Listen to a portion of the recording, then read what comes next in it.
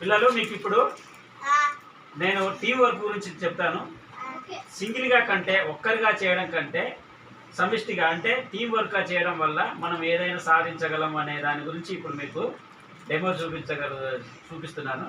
చూడండి పిల్లలు, ఇప్పుడు ఏదైనా ఒక పని చేయాలంటే ఒక్కరు చేయడం కంటే అందరు కలిసి సమిష్టిగా చేస్తే ఎక్కువ అచీవ్మెంట్ అనేది ఎక్కువ మోర్గా ఉంటుంది, అంటే ఎక్కువ సాధించగలం, ఏదైనా గ్రోత్ సాధించగలం. మీకు ఎలాగో చూపిస్తాను. ఇప్పుడు అరే రిషి రారా, నేను చెప్పిన వాళ్ళే రావాలి. రిషి అందులో వైట్కి వైట్, రెడ్కి రెడ్, బ్లూకి బ్లూ సపరేట్ చేయి. సపరేట్ పెట్టేసేయాలి పక్కనే.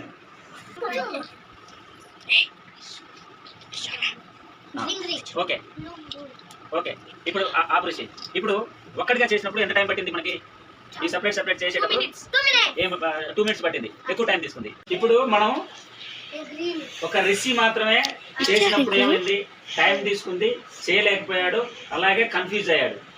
ఇప్పుడు మనం సమిష్టిగా అంటే ఒక టీమ్గా ఫామ్ అయ్యి మనం ఏ కలర్కి ఆ కలర్, ఈ క్యూబ్స్ అనేటివి ఏ కలర్కి ఆ కలర్ మనం సపరేట్ చేద్దాం. Start. Colour wise colour wise. Okay okay పర్లేదు.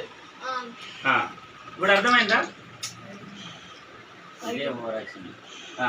ఇప్పుడు అర్థమైందా? ఇప్పుడు మనము సింగిల్గా చేసేదానికంటే టీమ్గా చేయడం వల్ల ఏమైంది? ఫాస్ట్గా అయిపోయింది. అంటే ఒక వర్క్ని అనేది ఎప్పుడైనా సపరేట్ చేసుకోవడం వల్ల ఏం చేయాలి? ఒక వర్క్ని డివిజన్ చేసుకొని సపరేట్ చేసుకోవడం వల్ల ఒక్కొక్క రోల్ తీసుకోవడం వల్ల ఏమవుతుంది? వర్క్ అనేది ఫాస్ట్గా అవుతుంది, ఐడియా అనేది ఇంప్రూవ్ అవుతుంది, మనం సక్సెస్ అనేది ఎక్కువ ఉంటుంది. దీన్ని టీం వర్క్ అంటారు. టీం వర్క్లో మనం అందరం కలిపి చేయాలి. ఎలాగైతే మన హ్యాండ్ ఉంది కదా, ఈ చేతిలో ఎన్ని ఉంటాయి ఫింగర్స్? ఇది సింగిల్గా ఉంటే మనం ఏం చేయలేదు. ఇది చేయగలదా? చేయలేదు. కానీ ఎప్పుడు చేస్తుంది ఇది? ఈ 5 వేలు కలపడం వల్ల దీన్ని ఏదైనా క్యారీ చేయగలదు. అవునా కదా? ఏదైనా క్యారీ చేయాలంటే ఈ 5 వేలు కలిస్తేనే ఏమవుతుంది? ఏదైనా తీసుకోవడానికి అవుతుంది, ఒక ఫుల్ఫిల్ అవుతుంది అన్నమాట.